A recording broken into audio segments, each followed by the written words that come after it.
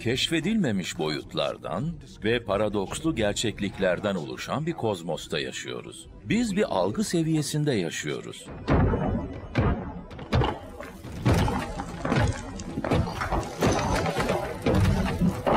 Ama başka seviyeler de var.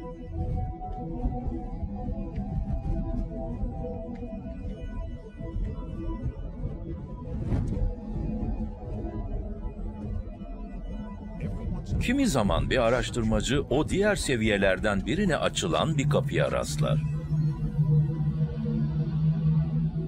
Bu araştırmacılardan biri gerçekliğe dair öylesine derin bir paradoks keşfetti ki bunun nasıl mümkün olabileceğini henüz anlayabilmiş değiliz.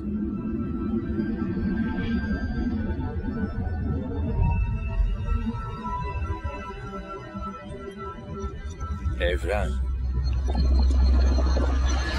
Veya belki de evrenler demeliyiz. Bir daha asla aynı olmadı.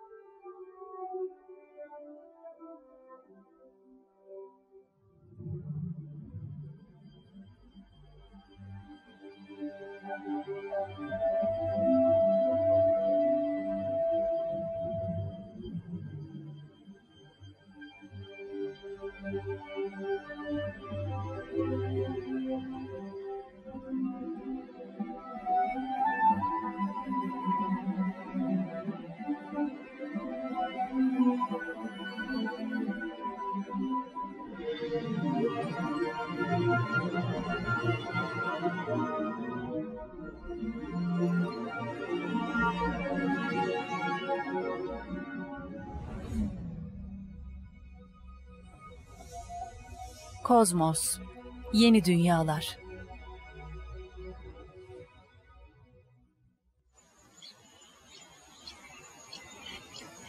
Doğa en samimi sırlarını ışıkla yazar. Bu dünyadaki tüm yaşama güç veren yıldızımızın ışığıyla. Bitkilerin şeker yapmak için yediği ışıkla. Evrenin ölçü birimi olan uzay ve zamanın kumaşına pırlantalar işleyen ışıkla. Kara delikleri tanımlayan hapsolmuş ışıkla. Karanlık madde ve karanlık enerjinin ne olduğunu öğrenmemizi önleyen ışık yoksunluğuyla. Işığı görmek tabiri genellikle dini bir aydınlanmayı kasteder ama kimse ışığa gökbilimcilerden daha takıntılı değildir. Ve onlar ışığı incelemeye başlar başlamaz ışık en iyilerini bile zorladı.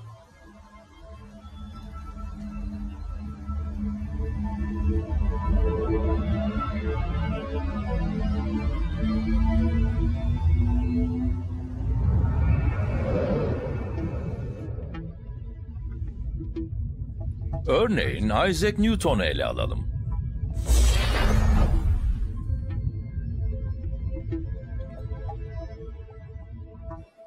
Işığın ve renklerin doğasını anlamayı o kadar çok arzuluyordu ki gözlerine iğne batırmaya bile hazırdı. Hayır, gerçek anlamda diyorum. Newton daha 20'li yaşlarının ortasındaydı ama kalkülüs adında yeni bir matematik dalının temellerini çoktan oluşturmuştu. Ve rengin, ışığın bir özelliği olduğu sonucuna varmasını sağlayan bir dizi deney yapıyordu. Newton, gördüğümüz şeylerin hangilerinin ışığın özellikleri olduğunu ve hangilerine sinirlerimizin neden olduğunu öğrenmek istiyordu. Renk ışığın içinde mi saklanıyordu yoksa gözlerimizde miydi? Öğrenmek için yanıp tutuştuğundan eline bir tığ aldı ve...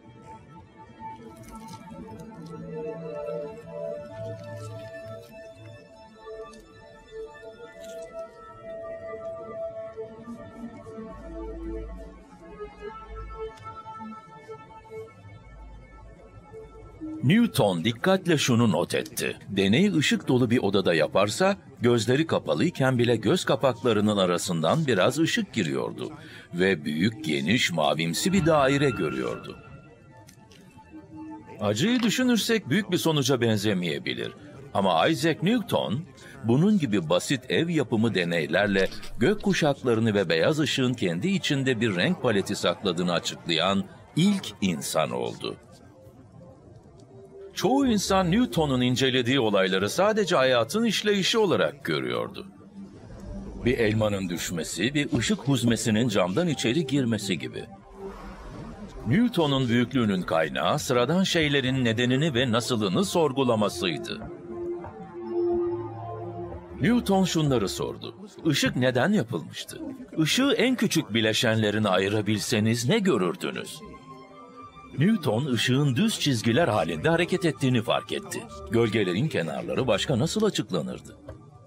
Veya bir bulutu delip geçen güneş ışığının ilham verici huzmelerinin düzlüğü veya tam güneş tutulmasından kaynaklanan karanlık.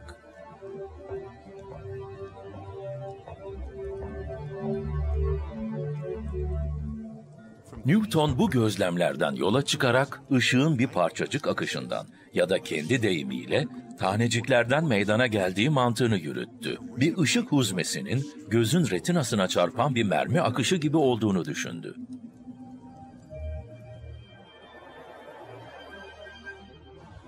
Ama Hollanda'da Newton'un parçacıklı ışık teorisine şiddetle karşı çıkan bir adam vardı. Christian Huygens, Isaac Newton'un doymak bilmez merakını paylaşıyordu ve mesele dünyayı değiştirmek olduğunda onun da aşağı kalır yanı yoktu. Hayatı boyunca depresyonla mücadele etmesine rağmen birçok şey yapmayı başardı. Kendi tasarlayıp yaptığı bir teleskopla bakarken Satürn'ün uydusu Titan'ı keşfetti.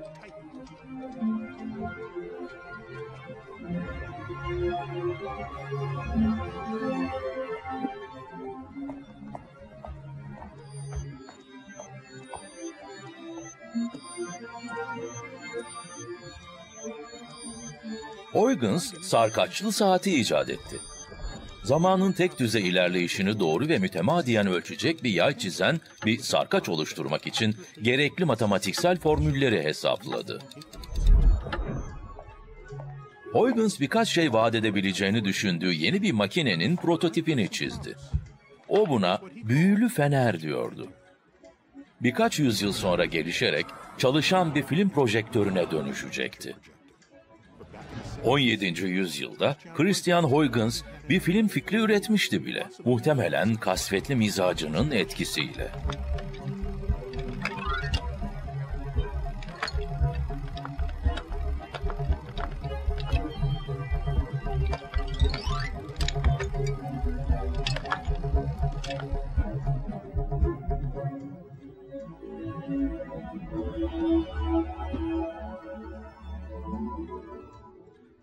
Newton gibi Huygens da kendi yeni matematik dalını icat etti. Şans oyunlarının sonuçlarına dair bir tahmin teorisi. Olasılık teorisi. Yazı mı demeli? Tura mı?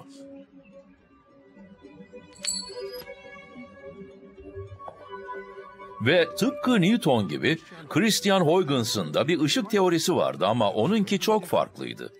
O ışığın tek bir rotada ateşlenen mermiler gibi parçacıklardan oluştuğunu düşünmüyordu. Huygens ışığı her yönde yayılan bir dalga olarak görüyordu. Sesin dalga şeklinde ilerliyor olması gerektiği o zamanlarda çoktan biliniyordu. Nasıl mı? Çünkü bir kapı hafif aralıkken ses onun etrafından duyulabiliyordu. O yüzden ses de tıpkı su gibi kapının etrafından dolaşmalıydı. Bir dalga gibi.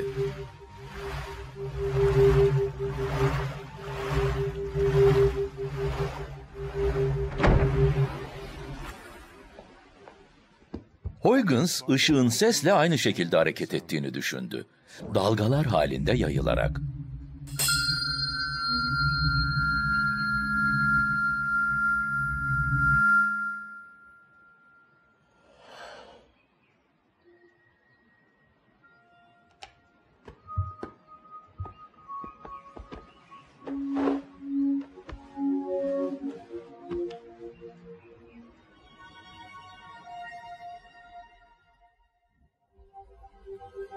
Peki hangi dahi haklıydı?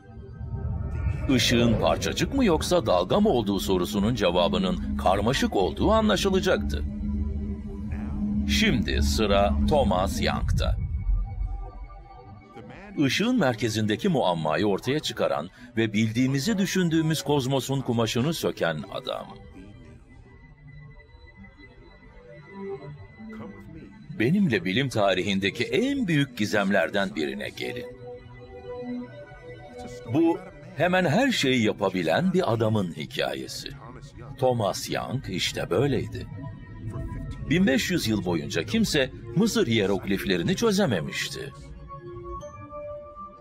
Hiyerogliflerin temsil ettiği başlıca 6 sesi tespit ederek sembollerin 6'sını deşifre edebildi. Bu da başkalarının Antik Mısır dilinin tamamını tercüme edebilmesini sağladı. Hint-Avrupa dillerinin soy ağacını ilk çizen oydu. Bir tıp doktoru olarak gözün şeklindeki bir deformasyonu teşhis etti. Astigmatizm adını verdiği bir görüş bozukluğunu.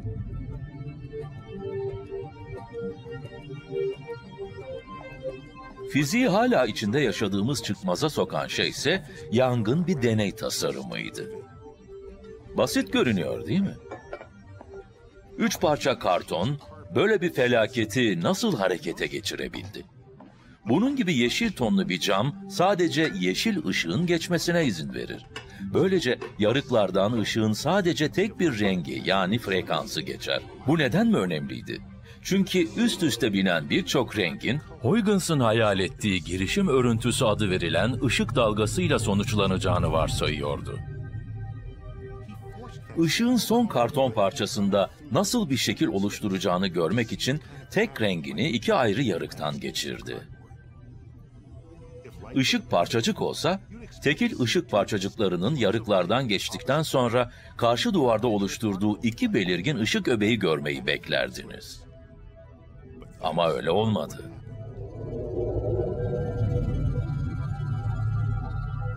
Onun yerine hiç beklenmedik bir örüntü çıktı.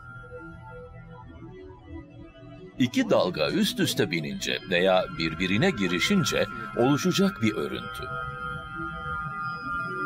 Buna bu yüzden girişim örüntüsü deniyor.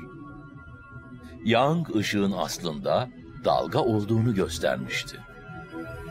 Bilim tarihindeki en büyük deha olan Newton'un kısmen yanıldığını, kendinden emin şekilde beyan ettiği gibi ışığın parçacık olmadığını gösterdi. Koltuk sahiplerinin savlarının bilime etkisinin çok az olması tevekkeli değil. Tartışmayı ancak ve ancak doğa çözer. Ve onun o kadar çok gizli numarası vardır ki, doğaya dair anlayışımızın tam olduğunu düşünen ahmaktır. Newton temel bir şeyi atlamıştı. Şaşırtıcı. Ama asıl rahatsız edici kısma daha gelmedik.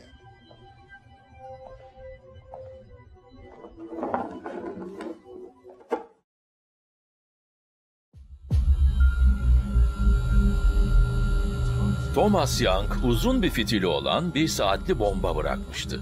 Fitilin yanıp da bombanın patlaması 100 yıl sonra olacaktı. Bilim gizli bir evrene, daha gizemli bir aleme giden bir açıklık bulmak için gerekli aletleri ancak 19. yüzyılın sonunda geliştirebildi.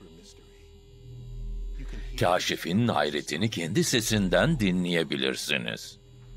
İlk bakışta şöyle bir cisimden daha işe yaramaz görünen bir şey var mıdır bilemiyorum. O kadar küçük bir cisim ki kütlesi ancak bir hidrojen atomunun kütlesinin önemsiz bir kısmı kadar.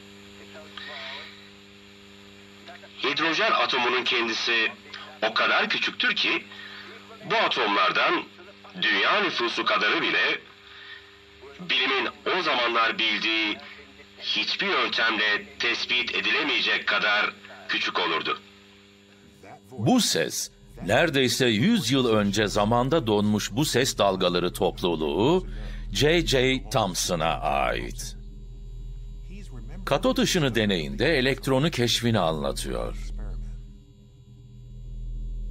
Bir metal elektrodu bir elektron tükürene kadar ısıttı. Sonra bir tane daha, bir tane daha.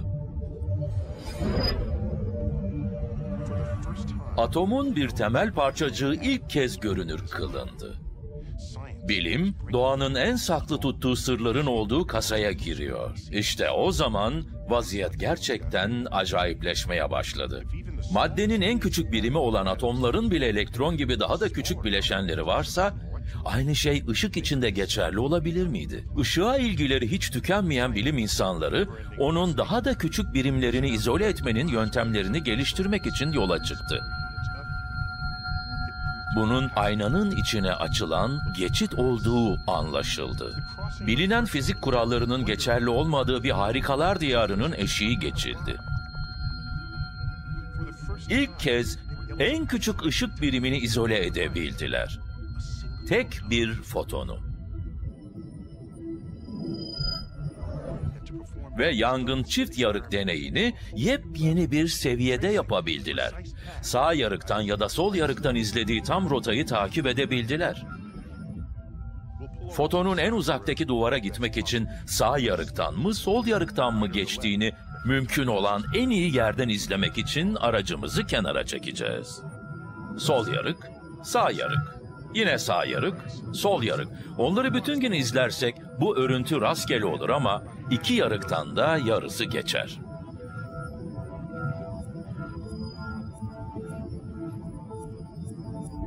Durun bir saniye. Dalgalar nerede?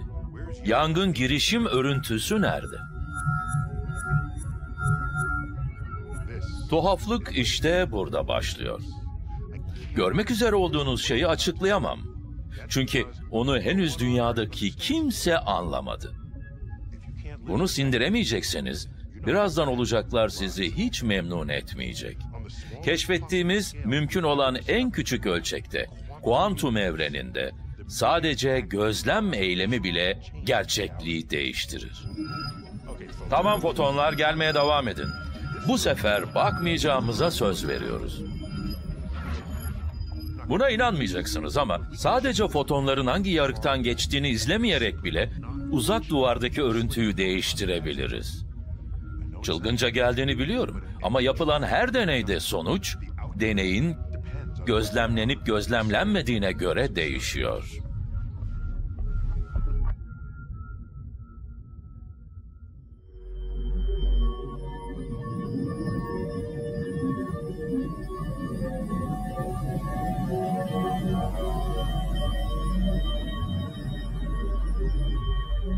Yani biraz önce girişim örüntüsünü elde etmememizin sebebi, ışığı tekil fotonlara ayırmış olmamız değildi.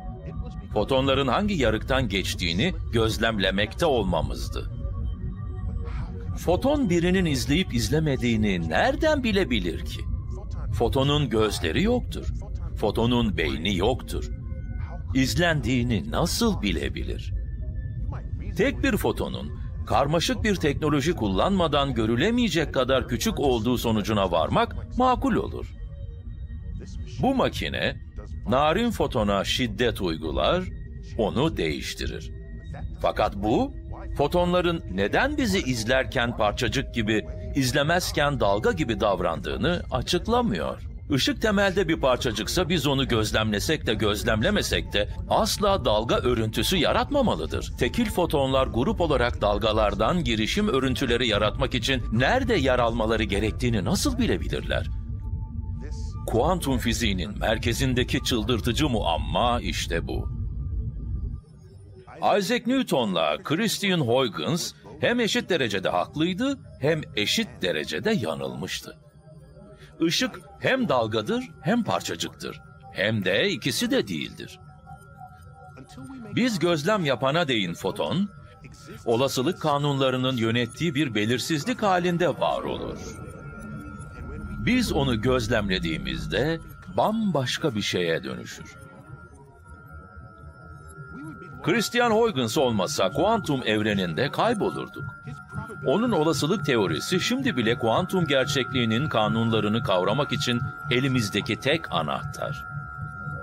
Her parçacık, rastgele ihtimalin ve değişen olasılıkların insafında.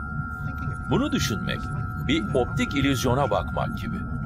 Başka bir şeye dönüşmeden önce onu sadece bir anlığına yakalayabiliyorsunuz.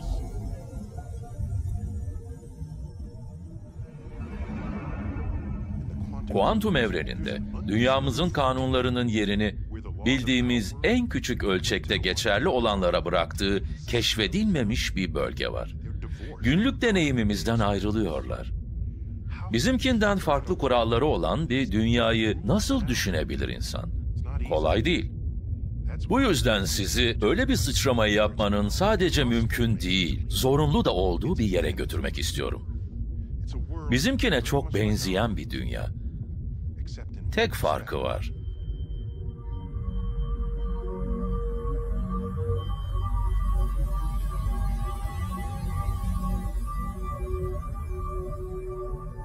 Orada uzamsal boyutlardan biri yok. Üçüncüsü.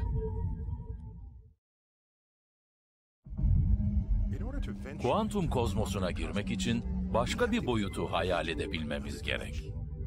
Bunu yapmak çok zor. Alışık olduğumuz 3 boyuttan birinin eksik olduğu bir dünyayı idrak etmek çok daha kolay. Girmek üzere olduğumuz dünyanın varlıklarının sadece 2 boyutu var. Bu dünyayı ilk hayal eden Edwin Abbott adında bir adamdı. Buradaki herkes, her şey ve bildikleri, sevdikleri her şey düz. Evleri düz. Bazıları kare, diğerleri üçgen, bazılarınınsa sekizgen gibi daha karmaşık şekilleri var. Ama hepsi tamamen düz. Yaya olarak veya küçük araçla dolaşıyorlar, düz binalara girip çıkıyorlar, düz hayatlarıyla meşguller. Bu dünyadaki herkesin boyu ve eni var. Ama hiç yüksekliği yok. Bu düz dünyalılar sağa solu, ileriyi ve geriyi biliyor. Ama yukarı ve aşağıya dair hiçbir fikirleri yok. Tek bir küçük grup hariç. Daha fazlasını zihinlerinden canlandıran matematikçiler. Matematikçiler 3 boyutlu bir dünya hayal ediyor ama çoğu düz dünyalının bunu düşünmesi çok zor. Matematikçi şöyle diyor. Dinleyin, aslında çok kolay. Sağa solu hepimiz biliyoruz. İleriyi geriyi hepimiz biliyoruz. Öyleyse diğer ikisine dik açılı başka bir boyut hayal edelim. Ama düz dünyalılar şöyle diyor. Neden bahsediyorsun? Diğer ikisine dik açılı mı? Sadece 2 boyut olabileceğini herkes bilir. Hadi bilgi adam, göster o 3. boyutu bize. Nerede? Böylece matematikçi bir resim çiziyor.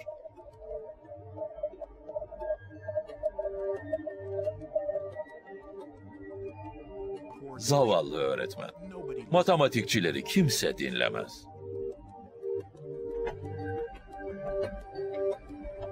Düz dünyadaki her canlı, arkadaşlarını sadece dikdörtgen vücutlarının en yakın kenarları olan kısa çizgiler olarak görüyor.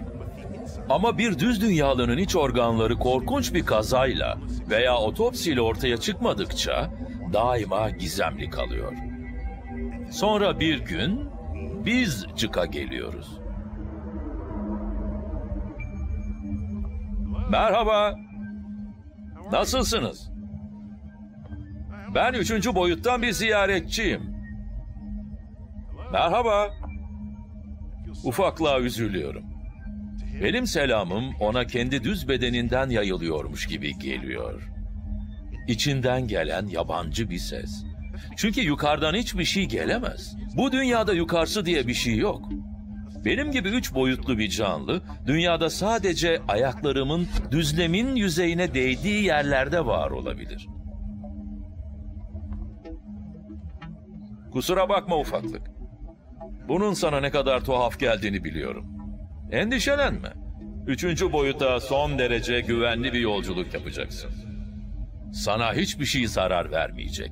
Ama yaşadığın yeri yepyeni bir bakış açısıyla görmen için bir fırsat bu. Düz dünyalımız başta neler olduğunu anlayamıyor. Düz dünya deneyiminin tamamen dışında bir şey bu. Ama nihayetinde düz dünyayı yepyeni bir noktadan gördüğünü fark ediyor. Yukarıdan. Artık kapalı odaların içini görebiliyor. Düz arkadaşlarının içini görebiliyor. Onun 2 boyutlu evreninin bu emsalsiz 3 boyutlu görüntüsü çok yıkıcı. Başka bir boyutta yolculuk yapmanın tesadüfi bir faydası da var. Bir tür X ışını görüşü. Düz dünya evlerinin çatıları olamayacağı gibi sakinlerinin de gökyüzü olamaz. Çünkü o gökyüzü sadece 3. boyutta var olabilir. Ufaklık yeterince çile çekti. Onu bırakalım. Eşine soracak olursanız, bu düz dünyalı rahatsız edici şekilde yok oldu. Sonra esrarlı bir şekilde yoktan var oldu.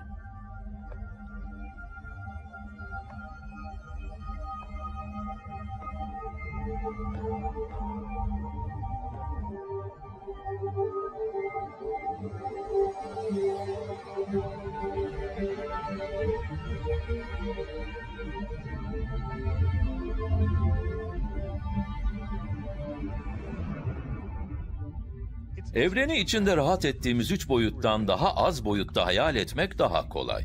0 boyutlu bir evren sadece bir noktadır. Hiç boyutu olmayan bir benek. Ya da herkesin tek çizgi halinde olduğu bir boyutlu bir evren. Ya da 2 boyutlu bir düz dünya. Ya da hepimizin içinde yaşadığı 3 boyut.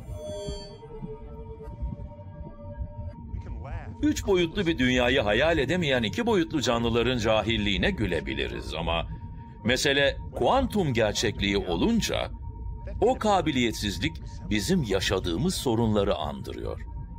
Şimdilik yapabildiğimiz en iyi şey bu 3 boyutlu küpü 4 boyutlu bir hiperküp olarak hayal etmek. Biz de kendi düz dünyamızda yaşıyoruz. Tıpkı 19. yüzyıl yazarı Edmund Abbott'ın Düzlemler Ülkesi kitabında.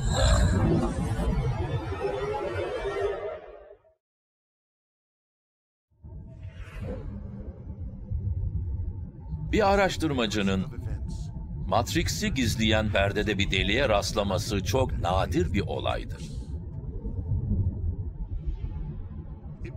Gezegenlerin hareketlerini ancak Isaac Newton'la anlamaya başladık. Canlıların çeşitliliği bizi daima büyüledi. Ama zamanın ve çevrenin, yaşamın ilk canlı hücresinden biz de dahil bu türleri nasıl şekillendirdiğini keşfeden Charles Darwin'di. Albert Einstein ortaya çıkarana dek kuantum evreninin var olduğuna dair bile fikrimiz yoktu. Bu paradokslu kozmosun gizemli kanunları onu çok rahatsız etmişti.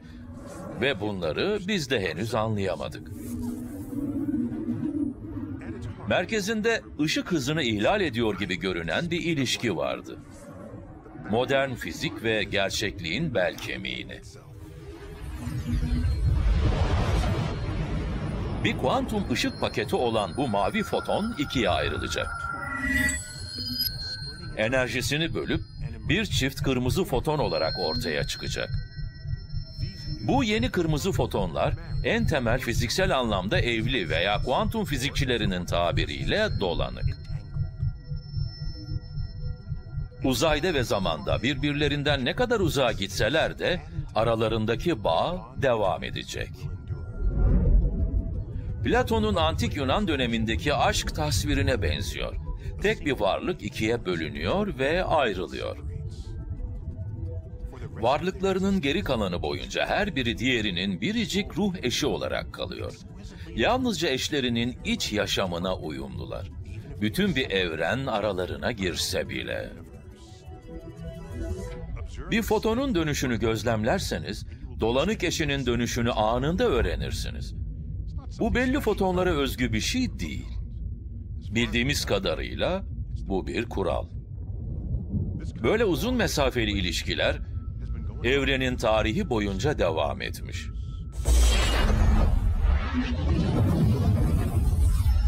Evrenin erken safhalarında neredeyse 14 milyar yıl önce doğan iki foton ayrılıp farklı yönlere gidiyor. Birbirlerinden 10 milyarlarca ışık yılı ayrı düşebilirler ama yine de onca zaman ve uzay boyunca aralarındaki bağ kopmaz. Dolanıklık sağlandığında bir fotona, elektrona veya başka bir temel parçacığa böyle kalıcı bir sadakat kabiliyeti veren nedir? Bana göre daha da tuhaf olan bir gerçek, o muhteşem bağı koparmak için gereken tek şeyin basit bir ölçüm eylemi olması. Tek yapmam gereken ikisinden birinin dönüşünü ölçmek. Üçüncü bir tarafın görünürde zararsız olan tek bir eylemin böyle derin ve dayanıklı bir bağ koparması nasıl mümkün olabiliyor?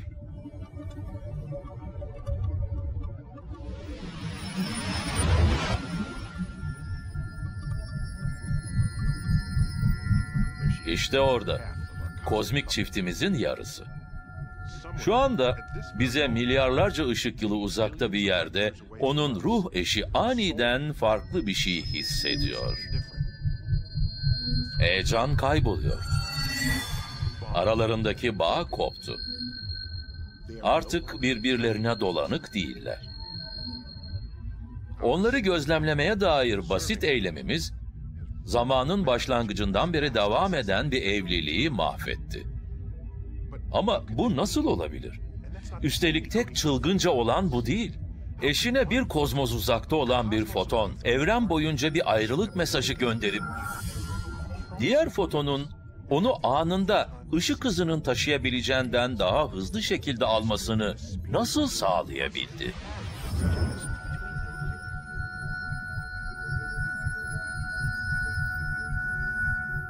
Bunlar, bilimdeki cevaplanmamış en büyük sorulardan ikisi. O yüzden sizi rahatsız ederlerse endişelenmeyin. Bu sorular Einstein'inki kadar büyük bir zekaya bile ömrü boyunca musallat oldu. Bir bilim insanı için bir paradokstan daha cezbedici bir şey yoktur. Var olabilecek en hızlı şey olan ışığın bir kozmik hız sınırı varsa, bir fotonun öyle engin bir mesafede diğeriyle anında iletişim kurması imkansız olurdu. Einstein uzaklarda kendi deyimiyle tüyler ürpertici eylemlerin mümkün olduğu bu tür bir evrende yaşamayı neredeyse dayanılmaz buluyordu.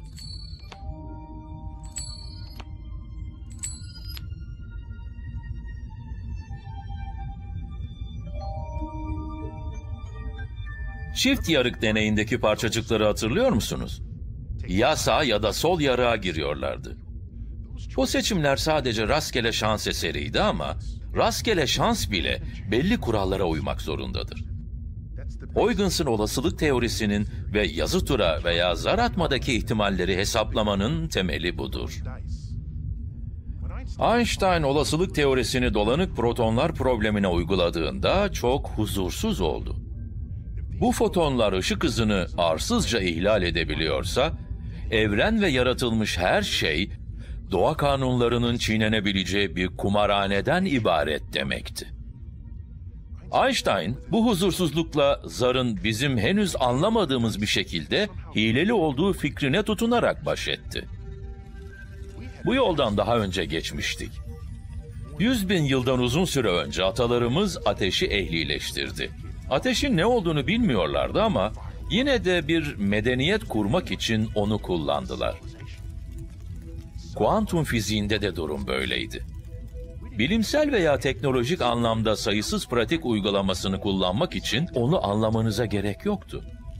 Tıpkı atalarımızın nasıl çalıştığını anlamadan ateşi kullandığı gibi, biz de bu gizemle onlarca yıl yaşadık. Klasik fiziğin erişiminin ötesinde bir bölgeye girdik. Biz de dahil her şeyi oluşturan temel parçacıkların bilmelerinin mümkün olamayacağı olaylara tepki verdiği bir bölgeye.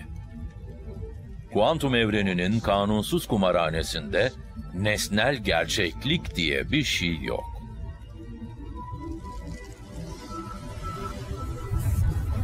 Sıradaki durağımız işte orası.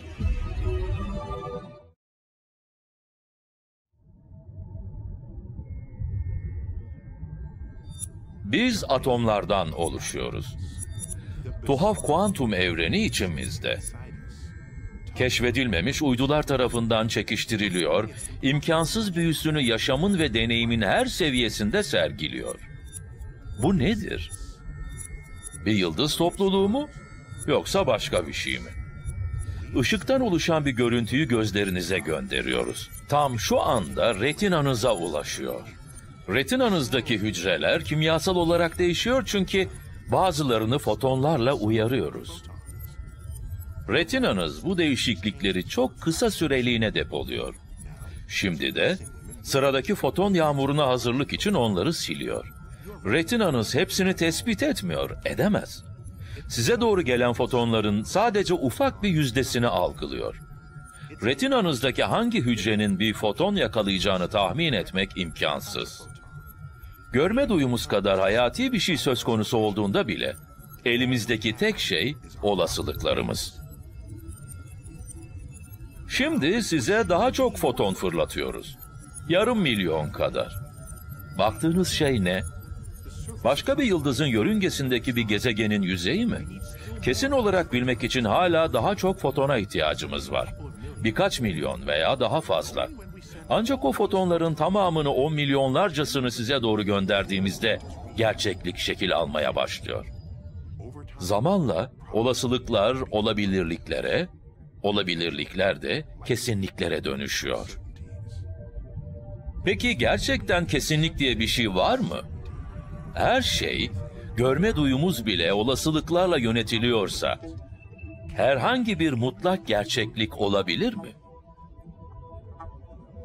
Kuantum evreninde, klasik gerçeklik fikrimizi kurtarma umudu var mı? Bilim insanları geleneksel sebep-sonuç anlayışımızı muhafaza etmenin bir yolunu buldu. Adı çoklu dünyalar hipotezi. Bu adlandırma hatalı çünkü bilimsel olarak test edilemez. Ama içeriği şunun gibi bir şey. Gerçekleşebilecek her olasılık bize kapalı olan paralel bir kozmosta gerçekleşir. Mümkün olan her bağlantı noktasında gelişen, sürekli dallara ayrılan sonsuz sayıda gerçeklik. Gerçekleşebilecek her olasılık bize kapalı olan paralel bir kozmosta gerçekleşir.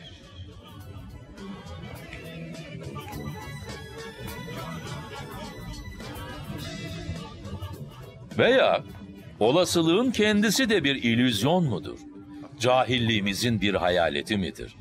Her bir olayın zamanın başlangıcında önceden belirlendiği bir evrende yaşıyorsak öyledir. Buna süper determinizm denir.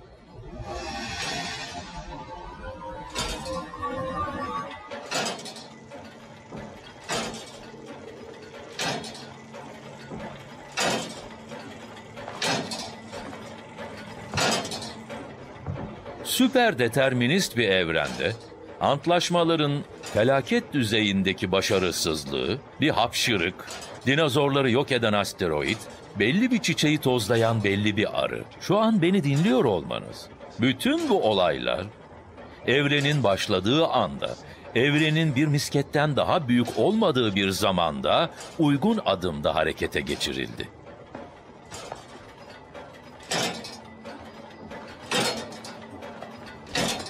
Süper determinizmin ek bir meziyeti vardır. Dolanıklığın gizemini açıklayabilir. Dolanık parçacıkların ışığın hız sınırını açıkça ihlal ederek enginlik boyunca iletişim kurma kabiliyetini.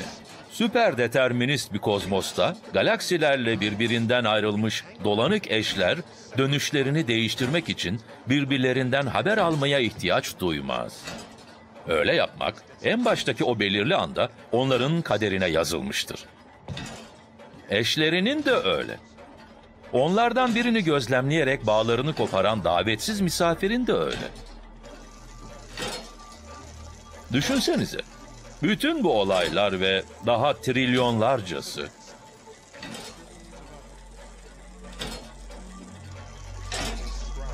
evrenin ilk anının potansiyeline yazılmış. Biz de dahil evrendeki her şey aynı temel parçacıklardan oluştuğu için biz de kuantum evrenini yöneten kanunlara tabiiz. Bu durum bundan sonra olacaklar için de geçerli, ondan sonra olacaklar için de.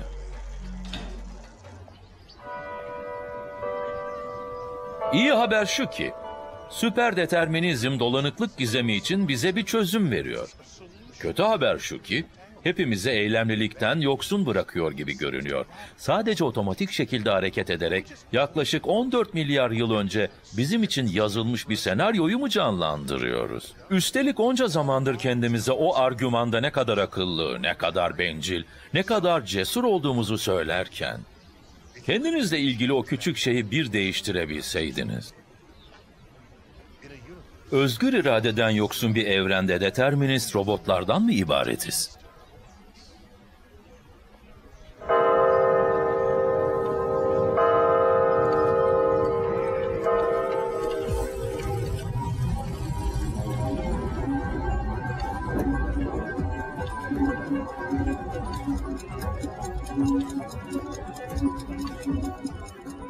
Belirsizliklere binip yola düşmenin, aksi takdirde ulaşılamayacak teknolojiler geliştirmenin bir yolunu bulduk.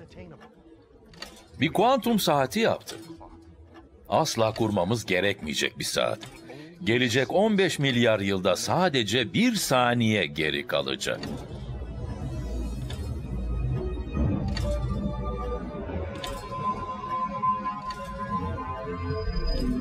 Lazer ışığından 3 boyutlu bir kafes, stronsiyum elementinin izole edilmiş atomlarını uzayda asılı tutuyor. Ne bileceğiz? Belki de sadece determinist bir evrendeki önceden programlanmış parçacık topluluklarıyız. Ama ben öyleymişiz gibi yapmayalım derim. Hem bunun doğru olup olmadığını bilmemizin de bir yolu yok. Ayrıca bir bakıma kuantum alemini keşfetme özgürlüğümüzün Thomas Young'la başladığını düşünün. Hatırlayın, antik Mısırlıların kayıp lisanını deşifre etmenin anahtarını bulan da Young'tı.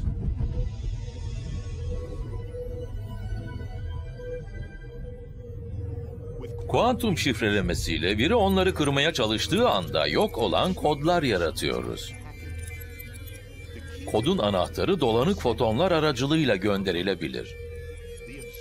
Gözlemci etkisi, hiçbir casusun dolanıklığı bozup mesajı anlaşılmaz kılmadan deşifre edemeyeceğine dair sigorta poliçemiz.